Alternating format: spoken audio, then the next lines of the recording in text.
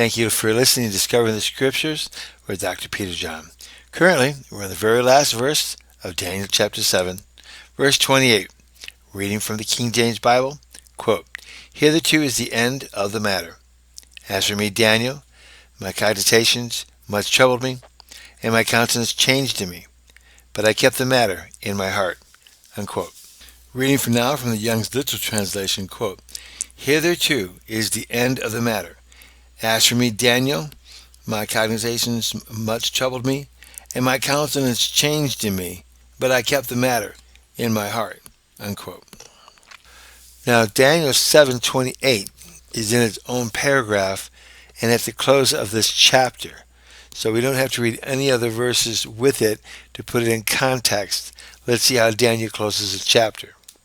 Okay, now let's go ahead and start parsing this out.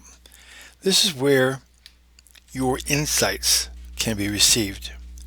Now, Daniel, again, this is the last verse that he's writing in Aramaic. He will switch over to Hebrew after this. So he's still writing in the Babylonian court language since the first few verses in chapter 2. So why is he writing this in the Aramaic and not the Hebrew? Let's take a look at his last verse, see if we can get some understanding. Troubled me. Well, it's a verb. It's a pael, imperfect, third person, masculine, common singular. So what does that mean? Well, when it's used in this form, the stem, it is a simple and not intensive. So this gives us an idea of how Daniel is feeling right about now. Let's continue on. My thoughts. Noun, masculine, plural, construct, first person, common singular. Greatly, adjective, masculine, singular. Daniel, noun, proper, masculine, singular. As for me, that's a pronoun, first person, common, singular. Matter, the, noun, feminine, singular, determinate, of is just a pronoun. And the, noun, masculine, singular, determinate. This is, adverb, even to, proposition. I kept. Now, again, how he is writing this is telling you how he feels. This is a verb, this is a quell, this is perfect first person, common, singular. He's being somewhat passive on this, is what this means. I kept passively in my heart, proposition, noun, masculine, singular, construct, first person, but account the, conjunctive, noun, feminine, singular, in, preposition, first person, common, singular, changed. Now this is a verb, it's a hipiel, imperfect, third person, masculine, singular.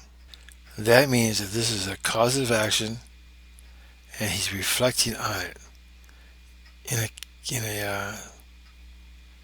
kind of like a meditation kind of mood is what he's doing. So changed. And my countenance. Let's take a look at this. My countenance is a conjunctive, noun, masculine, plural, construct, first person, common, singular. I want to take a look at this word in depth. So by his countenance, it can be taken as his splendor, his brightness. Was he peppy and cheery? No, he was probably very much thinking and withdrawn a little bit. His countenance changed. People were probably asking him, is something wrong? Are you feeling good? Things like that they do today with our culture. Well, let's see what John Gill's commentary has so we can take a look at the ancient commentaries with it. Quote, "Hitherto is the end of the matter, of the angel's words, and of the interpretation of those things Daniel was desirous of being informed about, and of the whole dream and vision Daniel had. And indeed, this is the end and the issue of all events in providence, the kingdom and glory of Christ with his people. As for me, Daniel, with respect to his frame of mind and the state of his body, when he awakened from this dream and reflected upon it, and especially upon that part of it which affected the people of God, my cogitations much troubled me, when he thought of these powerful monarchs, their strength and cruelty, and what the people of God would suffer under them, and especially under the fourth beast or monarch, and ignore particularly under the little horn or Antichrist. And my countenance changed in me, turned pale. He looked sorrowful and dejected because of his afflictions of God's people, though the issue of them, one would have thought, would have inspired him with joy and pleasure. But I kept the matter in my heart, laid it up in his memory, pondered it in his mind, meditated upon it, and while weighed these several things observed to him, that he might be thoroughly master of them, and make them known to others, and leave them in writing for the benefit of the church of God in future ages. Unquote. So John Gill has pretty well got the same thing we're getting out of this portion out of this verse. His countenance has changed. He's not so cheerful and joyful. He's more inward, more meditating, more thinking. He doesn't know how to interpret all these things. He doesn't understand all these things. He doesn't have the Bible like we have today at all. So what are all these things? What does all this mean? When is all this? What is all that I've seen? Can you imagine being back well over 2,000 years and seeing the sights that he saw, maybe of today, maybe of 100 years from now, maybe 500 years from now, maybe 50 years from now. And he sees things moving with no horses, like cars.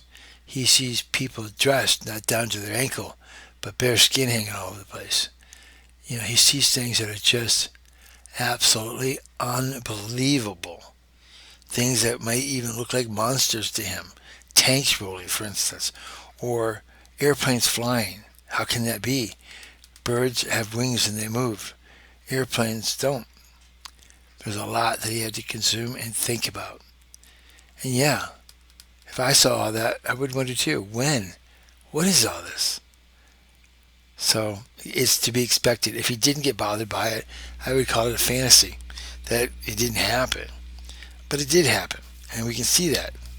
So we know it's true.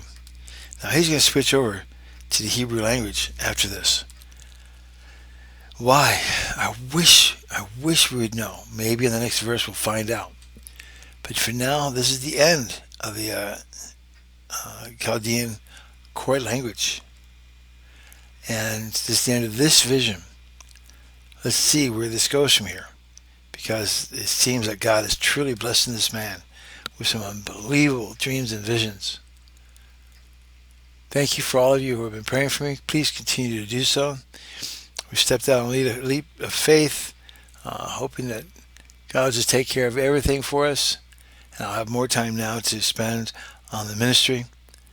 And if you like this, please hit the like button. And if you want to, go down below and hit the subscribe and the bell button. That way you'll be notified when more of these take place. And please let others know so that they can go ahead and walk through the Bible verse by verse with us too. Also, please hit the ads, if you wouldn't mind, on my channel, so that the people who want to have their products advertised here will pay a stipend.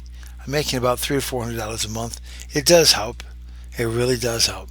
I'm not living in the lap of luxury by any means, and it does help. And if you hit the t-shirts to buy and the apparel below, I do make about $5 on each one of those. So thank you, and God bless.